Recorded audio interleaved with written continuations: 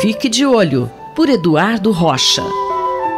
Professor, além dos micróbios que causam as infecções conhecidas, algumas espécies podem influenciar nossa saúde, inclusive ocular? É bem conhecido pela ciência que temos uma microbiota, ou seja, um conjunto de bactérias que habita as nossas superfícies do corpo e fazem parte do nosso dia a dia.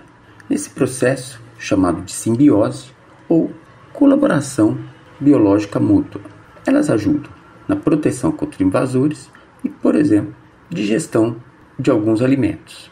Em algumas doenças degenerativas, inclusive as oculares, tem-se pesquisado bastante a interação que mesmo a distância entre o intestino e os olhos, entre a pele e os olhos, podem fazer com que os mediadores, ou seja, substâncias produzidas por essa população de bactérias invisível que habita os nossos corpos, tenham influência no curso das doenças. Isso é pesquisado em uveites, alergias, doenças autoimunes, doença de Sjögren, por exemplo, e degenerações da retina. O nome geral desse problema seria então a disbiose, algo oposto à simbiose e que poderia, em tese, ser tratado restaurando os micróbios saudáveis, por exemplo, com o uso correto de antibióticos ou probióticos. Problemas oculares podem ter influência de bactérias que habitam o nosso corpo, professor?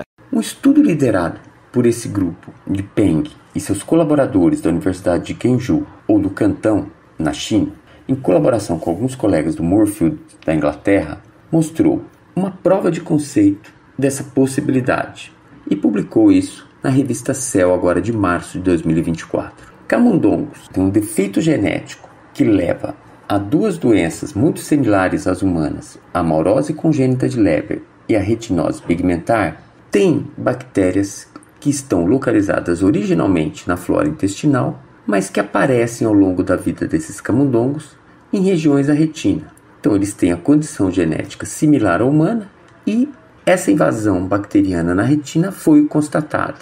Isso acontece porque a alteração genética que já está estabelecida leva a uma fragilidade do tegumento, do epitélio, tecido que recobre esses tecidos, tanto no intestino como também fragilidade no epitélio que protege a retina.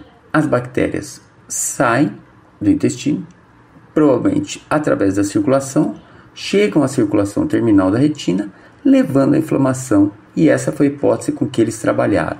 E eles demonstraram com experimentos que ao eliminar bactérias da vida desses camundongos em biotérios muito controlados, ou alterando a genética para que os filhos não tivessem essa fragilidade epitelial, o problema ocular não ocorre.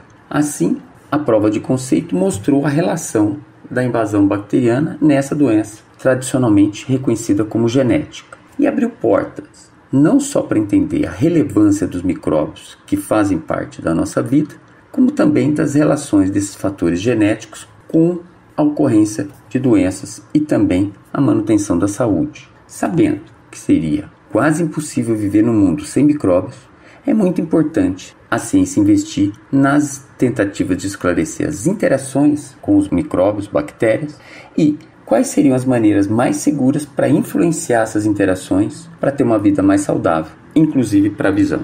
Muito obrigado. Eu, Simone Lemos, ouvi o professor Eduardo Rocha. Fique de olho, por Eduardo Rocha.